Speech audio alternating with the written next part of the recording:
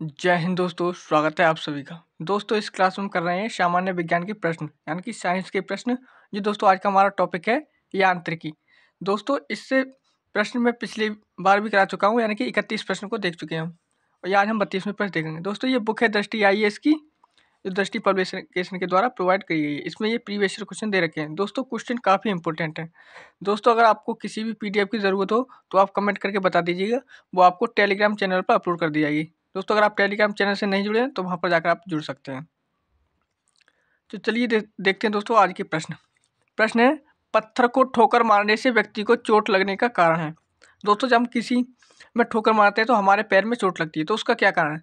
दोस्तों इसका कारण है कि जैसे हमने किसी चीज़ पर बल लगाया तो वो हमारे विपरीत दिशा में बल लगाता है, तो वो क्या होता है? प्रतिक्रिया बल। प्रतिक्रिया बल होता है। ऑप्शन सी राइट आंसर होगा, इसका ध्यान रखना। दोस्तों आपको बताना है ये गति का कौन सा नियम है। दोस्तों ये गति के कौन से नियम से संबंधित है, आपको ये बताना है। कमेंट करके बताना, देखते हैं कितने लोग इसका सही आंसर देते हैं। ये गति के कौन से नियम से संबंधित है। दोस्तों इसको मैं पिछली क्लास में बता चुका हूँ, जिसमें मैंने 31 प्रश्न को हल कराया था।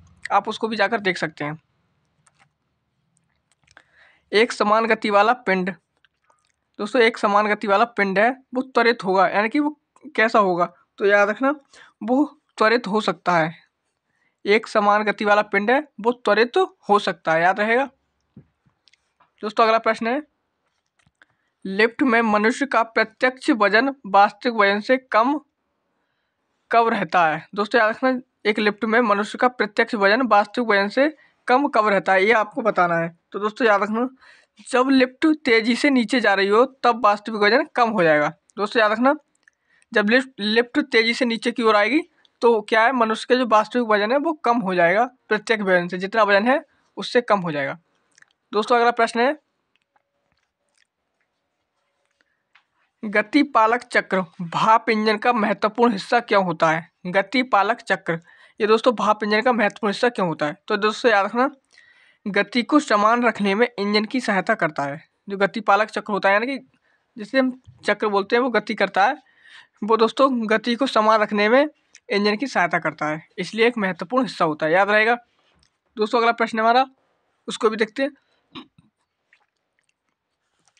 किसी उपग्रह में अंतरिक्ष यात्री द्वारा गिराया गया चम्मच। दोस्तों कोई उपग्रह है जो दोस्तों अंतरिक्ष में है, तो अगर उसमें से उस यात्री द्वारा अगर कोई चम्मच गिराया जाता तो क्या होगा? दोस्तों अगर हम कोई भी चीज़ उपग्रह के चलते हुए उपग्रह में डालेंगे तो दोस्तों वो क्या होगा कि उसी के साथ चलने लगेगा, क्योंकि वहाँ पर गुरुत्वाकर्षण तो है नहीं कि जो नीचे की ओर गिरेगा, तो उसमें कोई वो नहीं है, तो उसकी जो गति है उसी के हिसाब से चलने लगेगा। तो दोस्तों क्या आंसर होगा? उपग्रह की गति का अनुसरण करता रहेगा। ऑप्शन सी राइट होगा, उपग्रह की गति का अनुसरण करता रहेगा, जैसे कि उपग्रह की गति है उसी के अनुसार घूमने लगेगा। दोस्तों अगला प्रश्न है, दूध को मथने पर क्रीम अलग हो जाती है, इसका क्या कारण है? दोस्तों दूध को मथने पर क्रीम अलग हो जाती है, इसका क्या कारण है? तो दोस्तों इसका कारण है अपकेंद्रीय बल। जैसे कि वॉशिंग मशीन है, जो कपड़े धोने का काम करती है वॉशिंग मशीन, वो भी दोस्तों अपकेंद्रीय बल पर कार्य करती है, जो हम पिछली क्लास में प्रश्न को देख चुके हैं, याद रहेगा। दोस्तों अगला प्रश्न है, एक समान वेग से चल रही गाड़ी में से एक व्यक्ति प्लेटफॉर्म पर एक गेंद गिराता है। प्लेटफॉर्म पर खड़े एक प्रेक्षक द्वारा देखे जाने वाली गेंद का पथ कैसा होगा?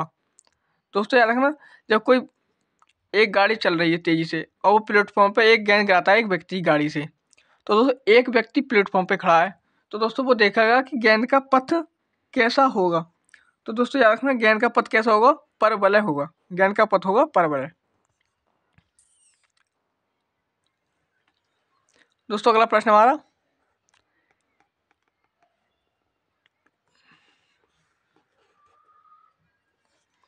एक गोली टकराती है और एक अनुप्रस्थ घर्षणहीन मेज पर पड़े एक ठोस ब्लॉक में धस जाती है। इस प्रक्रिया में कौन सी राशि सुरक्षित है?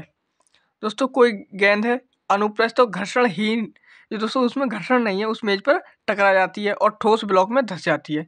इस प्रक्रिया में कौन सी राशि सुरक्षित रहेगी? तो दोस्तों याद रखना, कौन सी राशि सुरक्षित रहेगी? तो इसमें केवल संवेग सुरक्षित रहेगा। ऑप्शन बी राइट आंसर होगा, केवल संवेग सुरक्षित रहेगा। दोस्तों अगला प्रश्न है, एक मकान की छत से भूमि की ओर एक पत्थर गिराया जाता है, उस पत्थर की गतिज ऊर्जा अधिकतम कब होगी? दोस्तों याद रखना, कभी आप ऊंचे स्थान पर खड़े हो जाना और उससे कोई चीज गिराना भारी सी, तब देखना उसकी गतिज ऊर्जा कब सबसे ज्यादा होगी। तो दोस्तों आपके हाथ में से छूटेगा तो दोस्तों वहां पर उसकी गतिज ऊर्जा कम होगी। जैसे जैसे वो नीचे की ओर बढ़ता जाएगा, नीचे की ओर बढ़ता जाएगा, उसकी गतिज ऊर्जा बढ़ती जाएगी। तो दोस्तों गतिज ऊर्जा सबसे अधिक कब होगी? जमीन से गिरने से ठीक पहले, जमीन से गिरने से ठीक पहले। तो दोस्तों क्या आंसर होगा? ऑप्शन सी राइट आंसर हो जाएगा, भूमि पर पहुंचने के ठीक पहले। ऑप्शन सी राइट आंसर इसका हो जाएगा। दोस्तों अगले प्रश्न की ओर बढ़ते हैं। अगला प्रश्न है दोस्तों, रॉकेट की गति पर निम्नलिखित में से कौन सा संरक्षण सिद्धांत लागू होता है?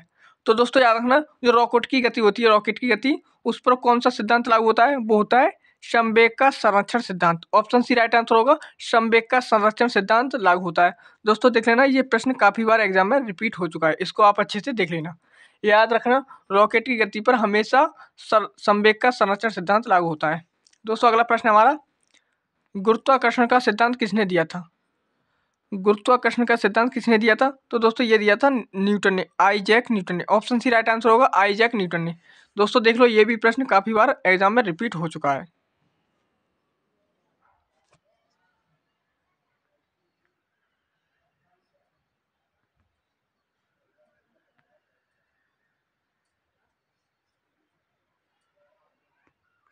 ये प्रश्न काफी बार एग्जाम में रिपीट हुआ है, आइजैक न्यूटन ने गुरुत्वाकर्षण सिद्धांत दिया था। दोस्तों अगला प्रश्न हमारा, अंतरिक्ष यात्री निर्वात में सीधे खड़े नहीं रह सकते क्योंकि? दोस्तों आप सभी को पता है निर्वात में सीधे क्यों नहीं रह सकते? तो दोस्तों वहां पर गुरुत्व नहीं होता है। क्या नहीं होता है? गुरुत्वाकर्षण नहीं होता है। ऑप्शन ए राइट होगा, गुरुत्व नहीं होता है, याद रहेगा। दोस्तों अगले प्रश्न को पढ़ते हैं। ये भी प्रश्न यूपीपीसीएस मेंस 2007 में आया हुआ है। दोस्तों अगला प्रश्न है, अंतरिक्ष यान जो चक्कर लगा रहा है से एक सेब छोड़ा जाता है तो वह? दोस्तों अंतरिक्ष यान से जो एक चक्कर लगा रहा है, अगर उससे एक सेब छोड़ा जाता है तो क्या होगा? दोस्तों हम इसको भी पीछे देख चुके हैं, इस प्रश्न को भी हम पीछे देख चुके हैं। तो दोस्तों वो क्या होगा? अंतरिक्ष यान के साथ साथ उसी गति से गतिमान होगा, यानी कि अंतरिक्ष यान के साथ घूमने लगेगा। हम इसको पिछली बार एक प्रश्न देख चुके हैं, इसके हमने 2 प्रश्न देख लीजिए, पीछे भी एक पिछली क्लास में भी देखा था। दोस्तों अगला प्रश्न है, लोहे की लकड़ी, लोहे व मोम के समान आकार के टुकड़ों को समान ऊंचाई से पृथ्वी पर गिराया जाता है, कौन सा टुकड़ा सर्वप्रथम पृथ्वी की सतह पर पहुंचेगा? तो दोस्तों याद रखना, आप कभी भी ये प्रयोग करके देख लेना कि एक साथ अलग अलग टुकड़ों को लेकर देख लेना, समान आकार के हों और एक बार डाल के देखना। तो दोस्तों तीनों सभी संग साथ गिरेंगे, यानी कि जितने भी सामान आप डालेंगे तो क्या है, सभी साथ पहुंचेंगे। ऑप्शन डी राइट आंसर होगा, सभी साथ पहुंचेंगे। दोस्तों अगला प्रश्न है, हवा में लोहे और लकड़ी की समान भार की गेंद को समान ऊंचाई से गिराने पर? दोस्तों हवा में लोहे और लकड़ी की समान भार की गेंद को समान ऊंचाई से गिराने पर, दोस्तों लोहा भारी होता है तो उसका आकार लोहे का आकार छोटा हो जाएगा, लकड़ी हल्की होती है तो लकड़ी का आकार भारी हो जाएगा, सॉरी बड़ा हो जाएगा। भार तो दोनों का समान है, आकार इसमें बदल जाएगा। तो दोस्तों समान ऊंचाई पर गिराने से क्या होगा? तो क्या होगा? लकड़ी की गेंद बाद में गिरेगी। ऑप्शन सी राइट आंसर होगा, लकड़ी की गेंद बाद में गिरेगी। दोस्तों लकड़ी की गेंद बाद में क्यों गिरेगी? तो दोस्तों आप सभी समझना, लकड़ी की गेंद बाद में इसलिए गिरेगी क्योंकि लकड़ी का आकार बड़ा हो जाएगा। यहाँ पर लकड़ी का आकार क्या हो जाएगा? बड़ा हो जाएगा। अगला प्रश्न है दोस्तों, जब कोई वस्तु ऊपर से गिराई जाती है तो उसका भार होता है? दोस्तों उसका भार क्या होता है? जब कोई वस्तु ऊपर से गिराई जा रही है तो उसका भार अपरिवर्तित रहता है। ऑप्शन बी राइट होगा, इसमें अपरिवर्तित रहता है। दोस्तों अगला प्रश्न है,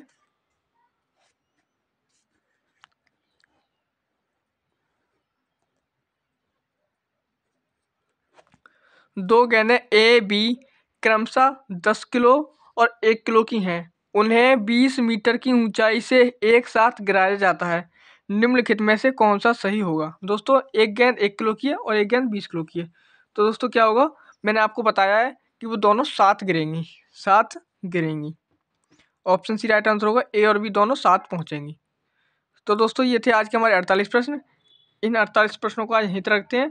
कल हम 49 प्रश्नों से क्लास को आगे बढ़ाएंगे। दोस्तों कल की क्लास में सारे प्रश्न यूपीपीसीएस में पूछे हुए हैं और आरए और आरएएस में आए हुए प्रश्न हैं, उनको कल हम देख लेंगे। तो दोस्तों ये क्लास यहीं तक रखते हैं। हम मिलेंगे दोस्तों अगली क्लास में, तब तक के लिए जय हिंद।